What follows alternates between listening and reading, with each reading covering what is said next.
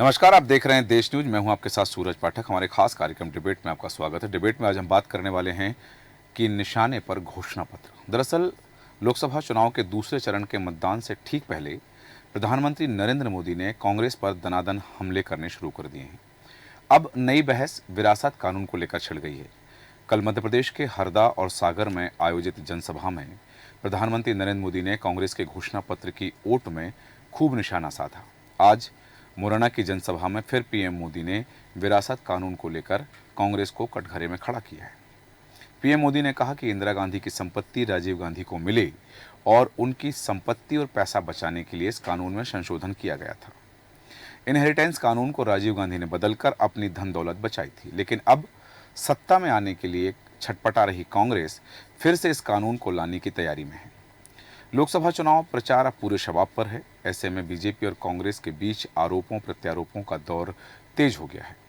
PM Modi के निशाने पर कांग्रेस का घोषणा पत्र है। कुछ दिन पहले ही कांग्रेस के थिंक टैंक सैम पित्रोदा ने एक बयान दिया था। उन्होंने अमेरिका के इनहेरिटेंस टैक्स, विरासत टैक्स की पैरवी की थी।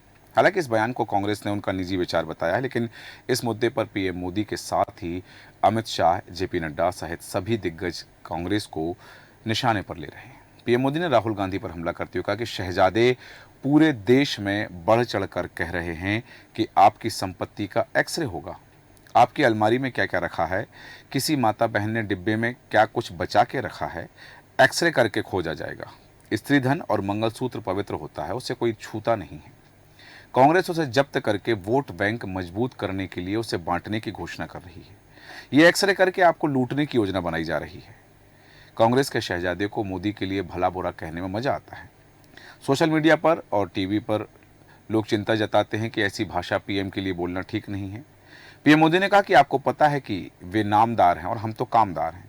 नामदार तो कामदार को सदियों से ऐसे ही गाली गलौज करते आए हैं। मैं तो गरीबी से निकला हूँ, 5-50 गालियाँ पड़ जाएंगी तो मुझे कोई फर्क नहीं पड़ेगा। और पीएम मोदी ने धर्म के नाम पर देश के विभाजन की बात की है कि कांग्रेस ने आज़ादी के समय धर्म के नाम पर देश का बंटवारा कर दिया था, देश के टुकड़े कर दिए थे। और इस बार फिर कांग्रेस ऐसा ही कुछ करने जा रही है जो कर्नाटक में कांग्रेस ने किया है कि जितने भी मुस्लिम समाज के लोग हैं उन सभी को ओबीसी घोषित कर दिया है। तो धर्म के नाम पर एक नई तरह की राजनीति की जा रही है। पीएम मोदी ने लगातार कांग्रेस पर निशाना साधा, घोषणा पत्र में जो बात है उसको लेकर जिक्र किया, देश में एक नई चर्चा को जन्म दिया है। उनके इस बयान को लेकर के तमाम तरह की चर्चाएं हैं सियासी गलियारों में। उन बिंदुओं पर हम चर्चा करेंगे। हमारे साथ खास मेहमान हैं, आपका परिचय कराते हैं। हमारे साथ मौजूद हैं स्टूडियो में कांग्रेस प्रवक्ता रवि परमार जी। रवि परमार जी, बहुत स्वागत है आपका देश न्यूज में। और हमारे साथ आम आदमी पार्टी के प्रवक्ता रईसा मलिक जी हैं। रईसा मलिक जी, आपका स्वागत करते हैं। और राजनीतिक विश्लेषक विलक्षण सक्सेना जी हमारे साथ हैं। विलक्षण जी, आपका स्वागत करते हैं। और सबसे पहले रवि परमार जी, आपके पास आना चाहूँगा। प्रधानमंत्री लगातार हमलावर हुए जा रहे हैं कांग्रेस पर, घोषणा पत्र को लेकर के एक एक बिंदु को उठा रहे हैं, धर्म के नाम पर देश बांटने का आरोप लगा रहे हैं और ये कह रहे हैं कि कांग्रेस संपत्ति का सर्वे कराएगी तो माताओं बहनों ने डिब्बे में क्या छिपा रखा है, आपकी अलमारी में क्या है, उसका एक्सरे करा के वो आपसे जब्त कर लिया जाएगा।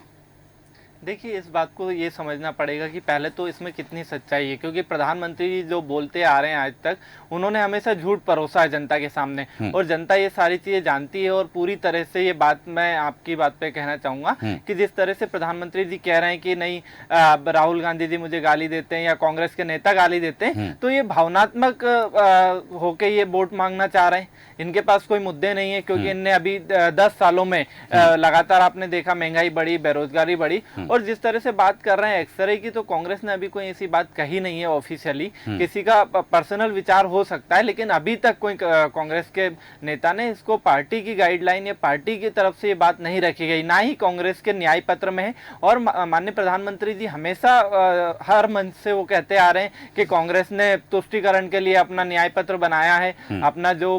तो मैं उनसे हमारे कांग्रेस के राष्ट्रीय अध्यक्ष मल्लिकार्जुन खड़गे जी ने भी समय मांगा कि आप मुलाकात के लिए समय दीजिए, हम आपको पूरा न्याय पत्र पढ़ के और समझ के बताएंगे। आप पहले उस न्याय पत्र को पढ़िए। तो हमने पूरा जो न्याय पत्र बनाया है वो पूरी देश की जनता के हित में बनाया है। और पूरी तरह से बात की जाए तो आप देख रहे हैं कि देश में किस तरह से लगातार। रवि जी आपको रोकना चाह रहा हूं, आपने कहा न्याय पत्र की बात और मल्लिकार्जुन खड़गे जी ने आमंत्रित किया है, लेकिन यहाँ प्रधानमंत्री नरेंद्र मोदी कह रहे हैं कि जो कांग्रेस के घोषणा पत्र में हिडन एजेंडा था वो हिडन एजेंडा अब उजागर हो गया है।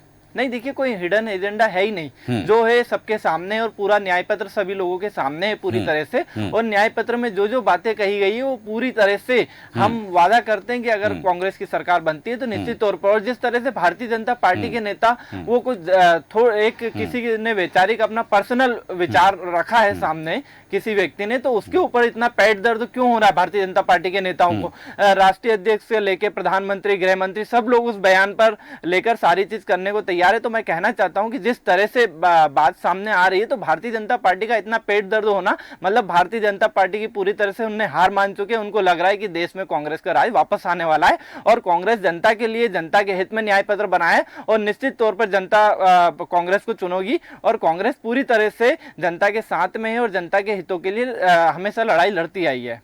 कांग्रेस जनता के हितों की लड़ाई लड़ रही है, लेकिन दूसरी तरफ प्रधानमंत्री नरेंद्र मोदी कह रहे हैं कि कांग्रेस जनता के हितों पर कुठाराघात कर रही है। वापस आऊंगा आपके पास में। इस समय भारतीय जनता पार्टी के प्रवक्ता वंदना त्रिपाठी जी हमारे साथ हैं। वंदना त्रिपाठी जी, बहुत स्वागत है आपका देश न्यूज में। और सीधे आप ही के पास आ रहा हूं कि जहां एक तरफ प्रधानमंत्री नरेंद्र मोदी कह रहे हैं कि कांग्रेस धर्म के नाम पर देश को बांटने की बात कर रही है। कर्नाटक का उदाहरण दिया कि कर्नाटक में मुस्लिम समाज को ओबीसी घोषित करके ओबीसी वर्ग को मिलने वाले जो लाभ हैं वो उनको बांट दिए गए हैं। एक तरफ ये बात कही है, दूसरी तरफ वो जो महिलाओं की बात कही है, गाली देने की बात कही कि शहजादे मुझे गाली दे रहे हैं, और उन्होंने कांग्रेस के घोषणा पत्र पर लगातार निशाना साध रहे हैं, और वो भी दूसरे चरण के मतदान से ठीक पहले। ये बातें बहुत पहले से सामने नहीं आई थी कि क्योंकि कांग्रेस का जब घोषणा पत्र आया तब भारतीय जनता पार्टी की ओर से ये कहा गया कि ये मुस्लिम लीग का घोषणा पत्र है। अब ये बताया जा रहा है कि इस घोषणा पत्र में जिन बातों का उल्लेख है उससे महिलाओं का मंगलसूत्र छीन लिया जाएगा। जी नमस्कार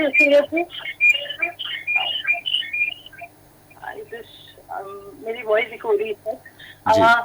जी नमस्कार सूरज जी। वंदना जी नमस्कार। सबसे पहले तो मैं विलक्षण जी को नमस्कार करना चाहूंगी जी, और बाकी सारे समस्त पैनलिस्टों को भी नमस्कार। लेकिन सबसे पहले तो इनहेरिटेंस टैक्स के विषय में जनता को मैं एक क्लैरिटी देना चाहूंगी। इनहेरिटेंस टैक्स बेसिकली लाने की बात क्यों कर रहे हैं राहुल गांधी जी? उसका कारण है, देखिए उसका कारण ये है कि राहुल गांधी जी हमेशा ये कोशिश करते हैं कि जो जनता में जो अभी आप इसमें एक आम भाषा में समझ लीजिए कि जो लोग कम बच्चे पैदा कर रहे हैं उनके पास प्रॉपर्टी ज्यादा है, तो जो लोग ज्यादा बच्चे पैदा कर रहे हैं वो प्रॉपर्टी उठा के वो किसी तरह से योजनाओं के माध्यम से उन लोगों को दे देना। तो ये है इनहेरिटेंस टैक्स दोबारा लाने की इनकी मंशा के पीछे का सीधा एक क्लियर रीजन। यही रीजन है जिसकी वजह से ये लोग इस टैक्स को दोबारा लाने की बात कर रहे हैं। और बिल्कुल सही कहते हैं हमारे प्रधानमंत्री जी कि अगर राहुल गांधी जी और कांग्रेस पार्टी का बस चले तो एक संप्रदाय के लिए वो हमारी महिलाओं का मंगलसूत्र, सोना चांदी सब छीन ले। कुछ गलत नहीं कहते।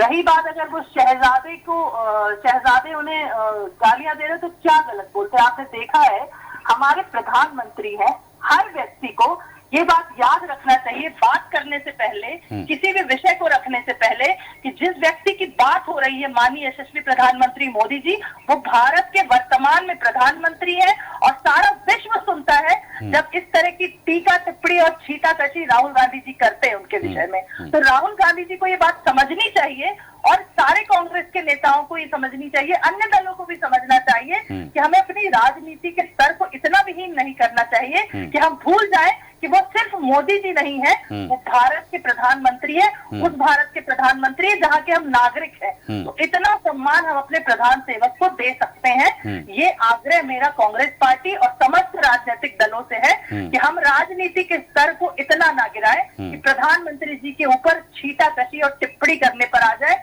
उनके व्यक्तिगत जीवन में ये लोग जाते हैं। ये बताइए, आपने कभी देखा कि प्रधानमंत्री जी व्यक्तिगत जीवन में जा रहे हो, राहुल गांधी जी के निजी जीवन में जा रहे हो? इस तरह की तुच्छ मानसिकता और इस तरह की स्तर विहीन राजनीति का मैं हमेशा पुरजोर विरोध करती हूँ और इनहेरिटेंस टैक्स का भी विरोध करती हूँ। इस तरह के टैक्सेस, और अगर इनकी पार्टी के एक नेता ने भी कहा है तो कहीं ना कहीं इनकी पार्टी में ये चर्चा का विषय होगा, इसीलिए बात उभर कर बाहर आ रही है। इस तरह के टैक्सेस लगाना और इस तरह के टैक्सेस लाने की बात करना कि सरासर सनातन विरोधी है। चलिए वापस आता हूँ आपके पास। सनातन विरोधी है, एक संप्रदाय का विशेषकर ध्यान रखने की कोशिश हमेशा कांग्रेस पार्टी ने की है वंदना जी, और करती रहेगी। वापस आता हूँ आपके पास में। और रईसा मलिक जी, जो बात अभी वंदना त्रिपाठी जी ने कही कि प्रधानमंत्री नरेंद्र मोदी सही कह रहे हैं कि जिनके 2 बच्चे हैं, जिनके कम बच्चे हैं, उनकी संपत्ति लेकर के उन्हें दे दिया जाएगा जिनके ज्यादा बच्चे हैं। एक संप्रदाय पर हमला किया जा रहा है। मैं आपको बताना चाहूंगा कि प्रधानमंत्री नरेंद्र मोदी के इसी शब्द पर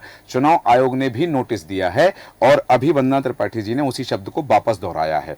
क्या आपको लगता है कि वास्तव में ये शब्द सुचिता की बात है या फिर एक वर्ग विशेष को टारगेट करने की बात है?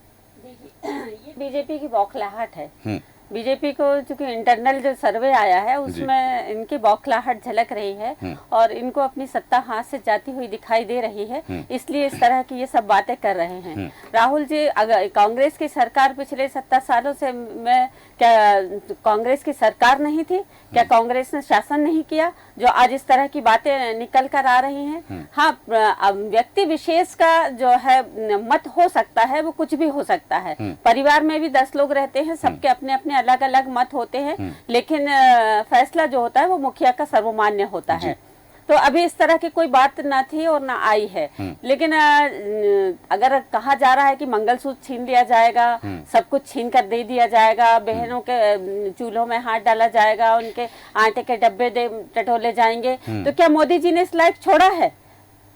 सबसे पहले जो नोटबंदी लाए, नोटबंदी लाने के बाद महिलाओं के जो चूल्हे के नीचे दबे हुए पैसे, जो कच्चे चूल्हे के नीचे दबा कर रखते थे वो पैसे, जो आटे के डब्बे में, चावल में के डब्बों में, और जो जिस तरह से भी वो छुपा कर अपना रखते थे, वो सारा नोट तो उनका और पैसा और मंगलसूत्र जेवर सब तो उसमें निकल के आ गया। जब सारे नोट उनके चले गए तो फिर उनका सोना और वही चीजें, चांदी तो उनके काम आई है इस महंगाई के दौर में। इस गरीबी में महिलाओं ने अपना सामान बेच बेच के अपने बच्चों को पाला है और पढ़ाई लिखाई का सवाल तो कर नहीं रहे, शिक्षा की बात तो कर नहीं रहे, स्वास्थ्य की बात तो कर नहीं रहे, अच्छे स्कूल देने की बात नहीं कर रहे। जो अच्छे स्कूल दे रहा है, जो स्वास्थ्य की बात कर रहा है, उसको उठाकर जेलों में डाल रहे हैं, बंद कर रहे हैं। तो ये तो मोनोपोली है, इनकी मोनोपोली चला रहे। आप बात कर रहे हैं कि देश के प्रधानमंत्री, हम मानते हैं ये पद बहुत सम्मानीय पद है, लेकिन जो व्यक्ति इस पद पर बैठा है उसको भी समझना होगा कि मैं किस पद पर बैठकर क्या बात कह रहा हूँ। सबसे पहले उनको उस पद की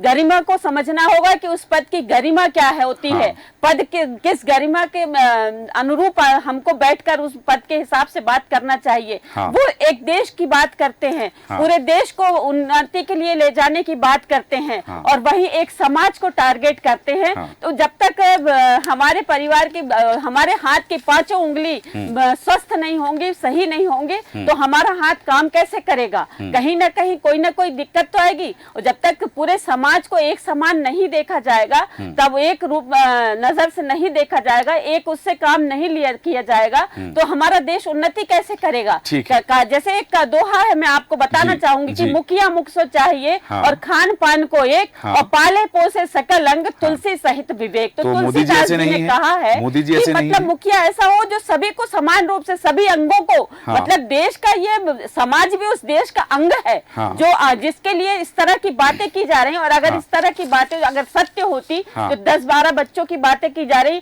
हर परिवार, हर व्यक्ति चाहता हमारे बच्चा अच्छे से अच्छा पढ़ाई करे, लिखा। इस महंगाई में अगर इस तरह तेजी से संख्या बढ़ रही होती, तो आज जो 20 करोड़ बार बार कहते हैं वो वहां पर अटक के नहीं रह गया होता, आज बहुत आगे संख्या जा चुकी होती उस पर समाज की। ठीक है, आपने कहा कि एक समाज वर्ग विशेष को टारगेट किया जा रहा है। विलक्षण सक्सेना जी, आपके पास आना चाहूंगा। नीति आयोग की रिपोर्ट आई। नीति आयोग की रिपोर्ट में स्पष्ट हुआ कि भारत से पिछले वर्षों में 25 करोड़ लोग गरीबी रेखा से ऊपर आ गए। प्रधानमंत्री नरेंद्र मोदी और भारतीय जनता पार्टी के लोग ये कह रहे हैं कि हम देश के 80 करोड़ लोगों को मुफ्त अनाज दे रहे हैं। वो चूंकि अपना भरण पोषण करने में सक्षम नहीं है या किसी तरह से आर्थिक परेशानी में, तो उनको हम अनाज दे रहे हैं।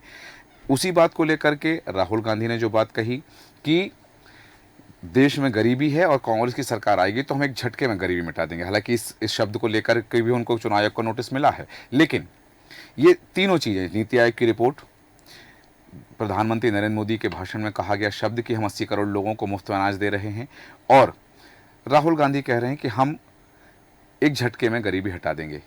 क्या तीनों का समन्वय बनता है?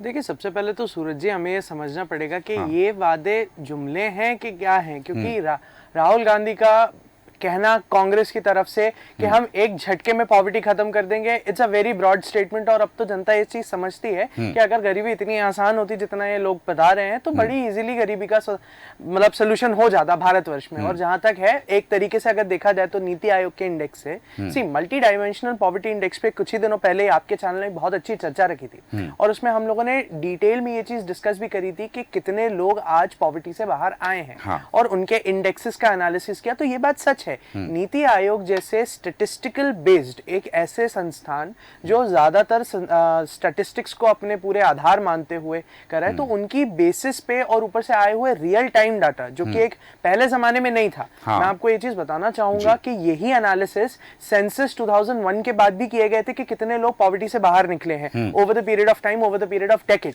लेकिन तब रियल टाइम डाटा नहीं था। अब हम उसे और एक्यूरेटली मेजर कर सकते हैं क्योंकि प्रोमिनेंट टेक्नोलॉजी है, एनालिसिस है और उसके साथ साथ हमारे पास प्रोमिनेंट डेटा एनालिसिस के फॉर्मूलाज हैं जिसके बेसिस पे कोई भी स्टैटिस्टिकल इंस्टीट्यूशन एक एक्यूरेट डाटा हमको दे सकता है।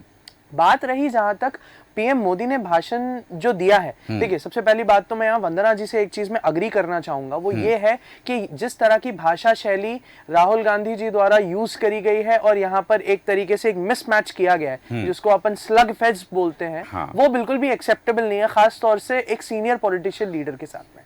क्योंकि अगर आप कहते हो कि हम एक क्षेत्र मतलब एक पूरे कॉन्स्टिट्यूएंसी को ही अगर रिप्रेजेंट करते हैं, साथ साथ देश को भी करते हैं, देश के इंटरेस्ट को रिप्रेजेंट करते हैं, तो बेसिक भाषा का सही इस्तेमाल करना एक जरूरी है। हालांकि एक चीज यहाँ पे जब हम इनहेरेंट टैक्स के बारे में आते हैं तो एग्जैक्टली इसका बेसिस क्या है, इसका आधार क्या है। सी इनहेरेंट टैक्स लाया गया था आजादी के बाद में इसलिए क्योंकि जब आजाद हुए था भारतवर्ष तो उसकी most of the wealth concentrated थी राजा महाराजाओं और एक आध दो बड़े मतलब हाउसेस के ऊपर, और इक्वल डिस्ट्रीब्यूशन ऑफ वेल्थ उस समय जरूरी था ताकि देश का चौतरफा विकास हो सके। और चौतरफा विकास कोई प्राइवेट सेक्टर तो कर नहीं सकता, गवर्नमेंट को अपने अंदर लेनी पड़ेंगी इकोनॉमिक फंडिंग की रिसोर्सेज और उसके बाद फिर उसे यूटिलाइज करना पड़ेगा।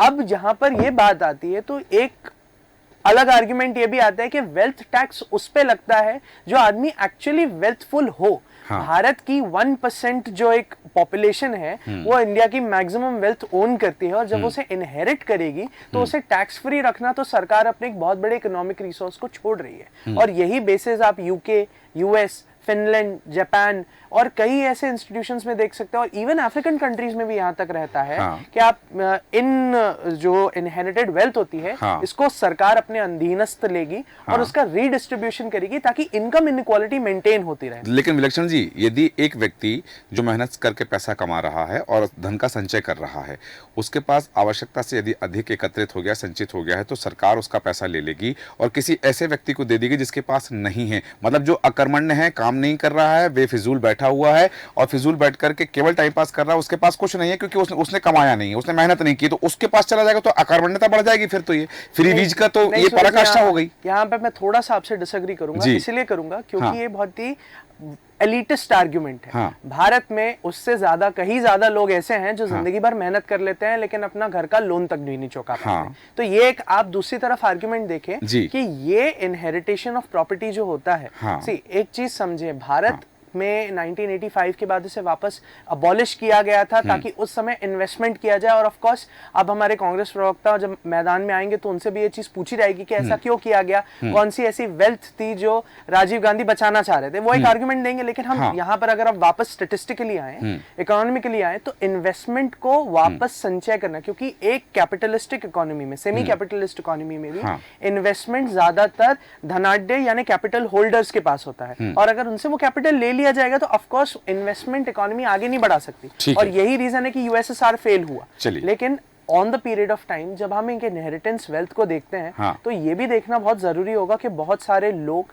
बहुत सारे इकोनॉमी में ऐसे ग्लास सीलिंग के, हम लोग कहते हैं कॉर्पोरेट में ग्लास सीलिंग होती है कि इससे आगे आप नहीं बढ़ सकते और उसका आधार ही होता है कि आपके पास उतना धन अर्जित नहीं है। चलिए, अगर उसको रीडिस्ट्रीब्यूट कर दिया जाएगा तो बेनिफिट हो सकता है। पुनर्वितरण का जो सिद्धांत है उसके ऊपर के जो बात है उसमें विश्लेषण की आवश्यकता है, लेकिन भारत में इस तरह की चीजें क्या वर्तमान में संभव, ये एक बड़ी चर्चा का विषय। वापस आता हूँ आपके पास में, रवि परमार जी आपके पास आना चाहूंगा। वंदना त्रिपाठी जी ने सीधा सवाल खड़ा किया है कि राहुल गांधी, जिन्हें प्रधानमंत्री नरेंद्र मोदी शहजादा कह के संबोधित कर रहे हैं, राहुल गांधी जो जिस भाषा का प्रयोग कर रहे हैं वह अशोभनीय भाषा है एक संवैधानिक पद पर बैठे हुए व्यक्ति के लिए। पहली बात वंदना जी का जवाब दे दे। दूसरा मेरा सवाल है कि वो कौन सी संपत्ति थी, जैसा प्रधानमंत्री नरेंद्र मोदी ने कहा कि पहले ये कानून था, राहुल गांधी के जो पिताजी राजीव गांधी हैं उन्होंने इंदिरा जी की संपत्ति बचाने के लिए इस कानून को खत्म किया और राहुल गांधी दोबारा ला रहे, वो कौन सी संपत्ति थी? देखिए, पहले तो मैं वंदना जी का जो जवाब है उसका कि आज तक राहुल गांधी ने किसी को भी अशोभनीय शब्द का इस्तेमाल नहीं किया। भारतीय जनता पार्टी के नेताओं को झूठ बोलने की आदत हो गई है। लगातार हम देखते आ रहे हैं कि भारतीय जनता पार्टी झूठ और भ्रम के नाम पर राजनीति करती है। वही बात कर रहे हैं आप जिस तरह से कि वंदना जी कह रही थी, तो मैं कहना चाहता हूं कि प्रधानमंत्री मोदी जी आप अपने पद की गरिमा रख रहे हैं क्या? आप और गृह मंत्री लगातार आप गांधी परिवार को कोसते आ रहे हैं, आप लगातार गांधी परिवार पे सवाल उठा रहे आ रहे हैं। आपके परिवार पे कभी गांधी परिवार ने सवाल नहीं उठाए, कभी राहुल गांधी ने आपके परिवार पे बात नहीं की। आप बात करते हैं लगातार कि नहीं गांधी परिवार ने ये किया वो किया। गांधी परिवार ने जो भी किया, लेकिन गांधी परिवार ने देश को बहुत गरीबी से उभारा है, देश को ऐसे बुरे वक्त में संभाला है कि जिस समय देश की हालत बहुत खराब थी उस समय सत्ता में रहकर देश को चलाया गांधी परिवार ने। और वहीं बात कर रहे हैं मनमोहन सिंह जी इतने अच्छे प्रधानमंत्री रहे, उनने अर्थव्यवस्था में देश को इतना आगे बढ़ाया, उसके बाद भी भारतीय जनता पार्टी के नेता यही आज जो हमारे यशस्वी प्रधानमंत्री नरेंद्र मोदी इन्होंने कोसा, सत्ता पाने के लिए इनने गालियां तक दी मनमोहन जी को, और ये आज बात कर रहे हैं कि खुद को गालियां दी जा रही है। तो उन्होंने एक जिक्र किया, पीएम मोदी ने एक जिक्र किया है कि कांग्रेस के शासनकाल में, और उन्होंने इस बात का जिक्र किया है जब मनमोहन सिंह प्रधानमंत्री थे तब ये इस बात का उल्लेख किया गया है कि उस समय कहा गया था कि देश के संसाधनों पर पहला हक जो है अल्पसंख्यकों का है। इस बयान को उन्होंने उल्लेख किया है, भाषण में जिक्र किया है अपने।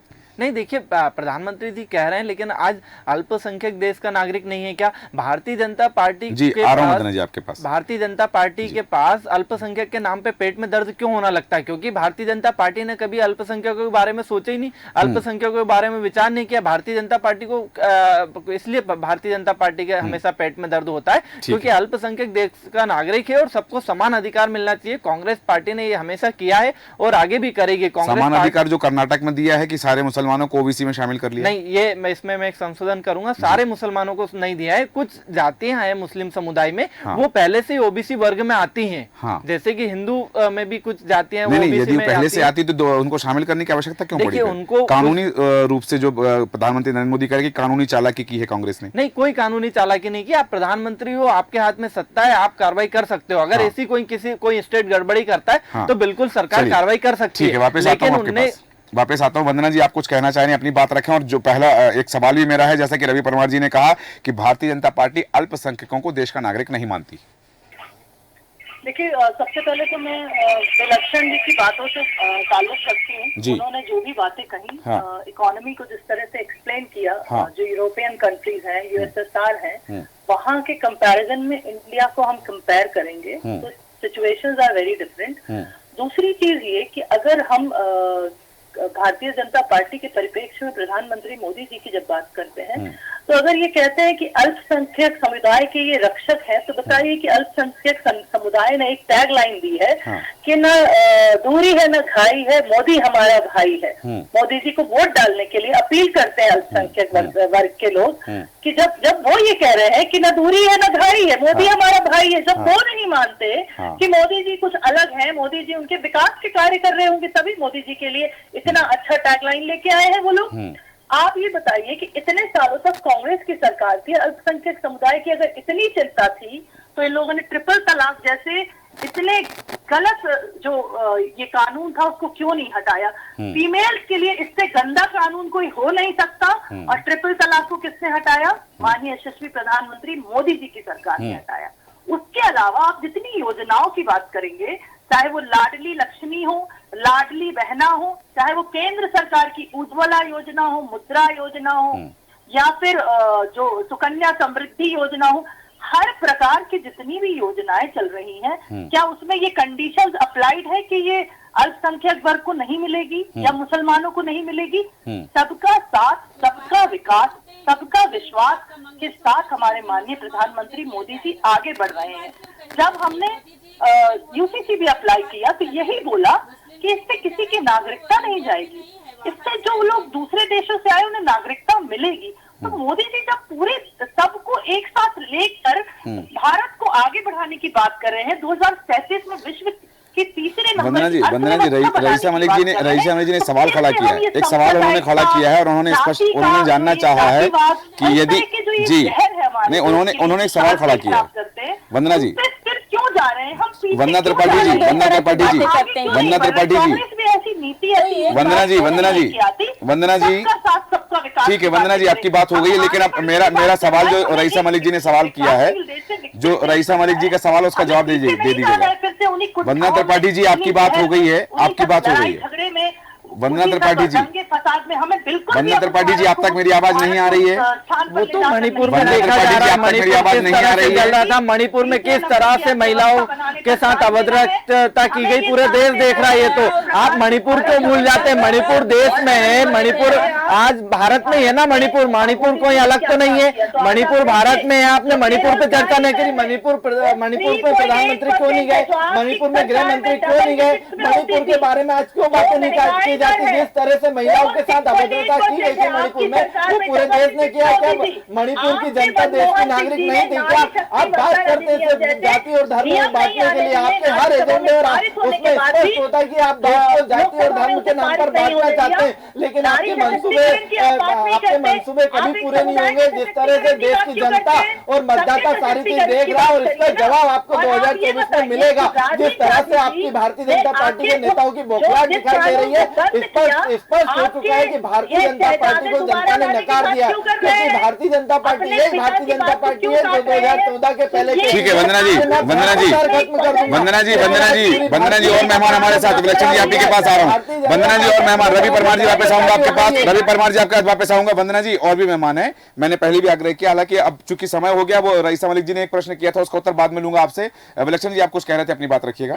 जी, यहाँ पर ये चीज देखना बहुत जरूरी है कि जहाँ पर जैसे रईसा जी ने कहा कि मंगलसूत्र जो है कि क्यों बात करते हैं, और यहाँ पे माननीय प्रधानमंत्री मोदी जी ये कह रहे हैं कि एक पर्टिकुलर समुदाय को लेके मतलब दे दिया जाएगा। सी पहली बात तो जब 1% को आप कर रहे हो तो इररिस्पेक्टिव ऑफ द फैक्ट कि वो किस धर्म को बिलोंग करते हैं, ये एक इकोनॉमिक डिसीजन है। यहाँ पर आप 1% को टारगेट कर रहे हो तो 99% लोगों की जेबों में जब हाथ ही नहीं जाएगा तो वो चीज कैसे यहाँ से हो सकती है। हालांकि इनहेरेंट टैक्स के एक बहुत बेसिक आर्ग्यूमेंट आता है, क्योंकि हम एक ग्लोबलाइजिंग इकोनॉमी है, ये बहुत जरूरी है कि इन्वेस्टमेंट्स रिलेटेड सरकार के अंदर अगर कैपेबिलिटीज मार्केट से छीनी जाएंगी तो मार्केट क्रैश कर सकता है। यहां पर मैं नरेंद्र मोदी जी की सरकार से, क्योंकि उन्होंने over the period of time इस इनहेरेंट टैक्स के अगेंस्ट ही किया है ताकि प्रॉपर इकोनॉमिक इन्वेस्टमेंट के चैनल्स को क्रिएट किया जा सके, तो ये बात करेक्ट कहती है।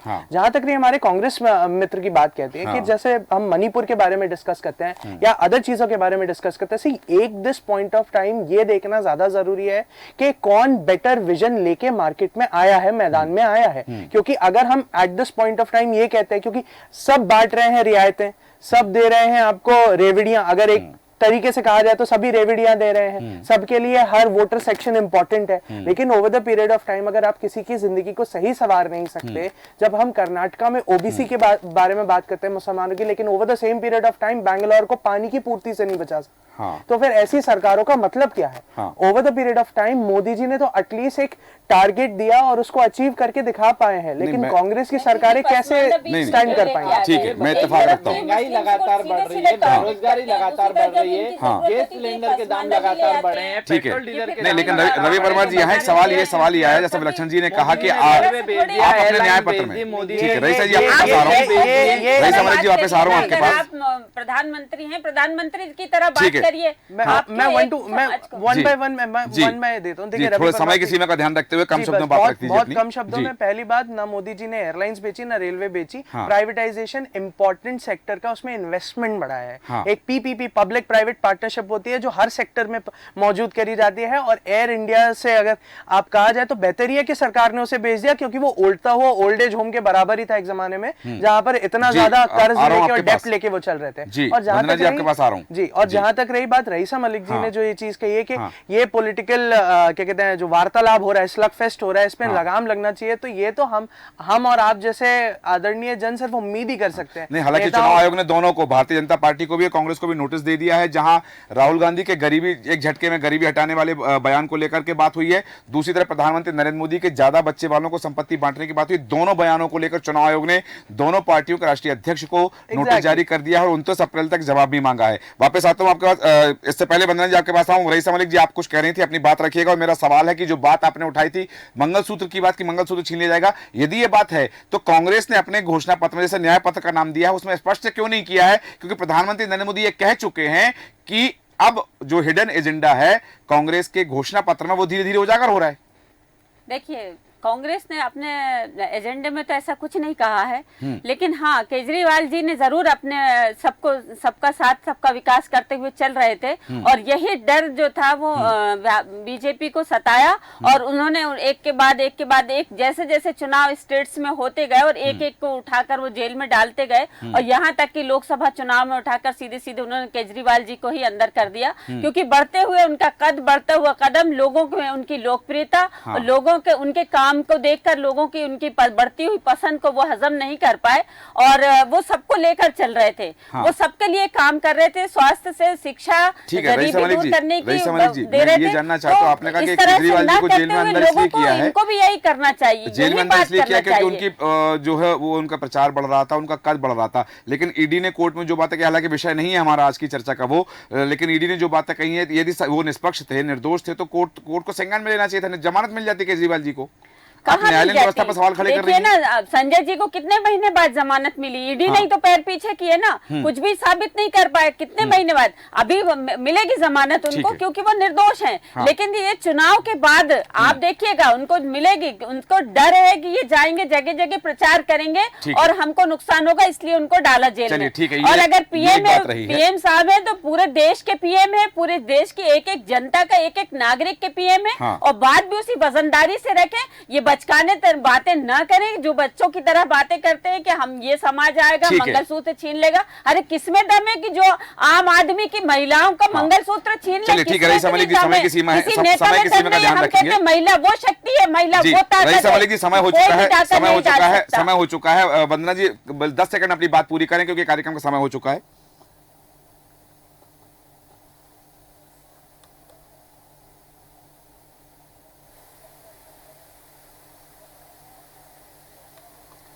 वंदना जी आपकी आवाज हम तक नहीं पहुंच पा रही। जी वंदना जी,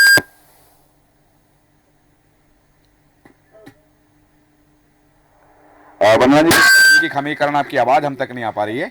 आप हालांकि जी बेचने का काम नहीं किया है जी, और बेचने का काम किस सरकार ने किया है, पीएनबी को किसने बेचा था, ये सबको पता है। तो इसीलिए कृपया करके इस तरह की बातें मत किया करिए। देखिए, मोदी जी हैं, इतने जो बड़े हृदय के व्यक्ति हैं, क्षमा बड़न को चाहिए छोटन को उत्पात, कि जो ऐसे प्रधानमंत्री हमें मिले हैं कि जिनके विषय में आप लोग इतना अभद्र बोल लेते हैं और बावजूद वो आपको क्षमा करते जाते हैं। धूप में, बारिश में, गर्मी में और इतने मरते रहे, लेकिन वो क्षमा के चक्कर में वो उनके पास तक नहीं गए। मणिपुर में इतना होता रहा, क्षमा के चक्कर में मणिपुर तक नहीं गए, ना तो प्रधानमंत्री जी गए और ना गृह मंत्री जी गए, कोई भी नहीं गया। अगर मणिपुर बचा लेते ना, इतना अगर इतने क्षमा जाए तो अपने मार्क वंदना जी, रईसा जी, रईसा मलिक जी, बातें कर सकते हैं। रईसा मलिक जी, वंदना त्रिपाठी जी, चूंकि बिंदु और हैं जिस पर चर्चा लंबी हो सकती है, बिंदु और है हमारे पास, लेकिन अब चूंकि समय की सीमा है और कार्यक्रम का समय हो चुका है, इसलिए हम चर्चा को विराम देंगे। और वंदना त्रिपाठी जी, रवि परमार जी, रईसा मलिक जी, विलक्षण सक्सेना जी, आप सभी का धन्यवाद चर्चा में शामिल होने के लिए। हालांकि चर्चा जहां चली थी कि निशाने पर घोषणा पत्र है और घोषणा पत्र को लेकर के प्रधानमंत्री नरेंद्र मोदी लगातार हमलावर है कांग्रेस पर, जहां कल मध्य प्रदेश की 2 जनसभाओं में उन्होंने कांग्रेस पर हमला किया है। दूसरी तरफ आज भी मुरैना में उन्होंने घोषणा पत्र की एक एक बात को लेकर जो कहा है, उन्होंने जिक्र किया है इंदिरा की संपत्ति का, उन्होंने जिक्र किया है राजीव गांधी के कानून बदलने का, और उन्होंने कहा है कि अब राहुल गांधी वही कानून लेकर के आ रहे हैं। लेकिन यहां बात मंगलसूत्र से शुरू हुई थी, विरासत के टैक्स तक पहुंची है। देखना है कि ये चुनाव हमें और कौन कौन सी तस्वीरें, कौन कौन से रंग दिखाता है, देखना दिलचस्प होगा। हमारे आज के खास कार्यक्रम में इतना ही। बने रहें देश न्यूज के साथ। नमस्कार।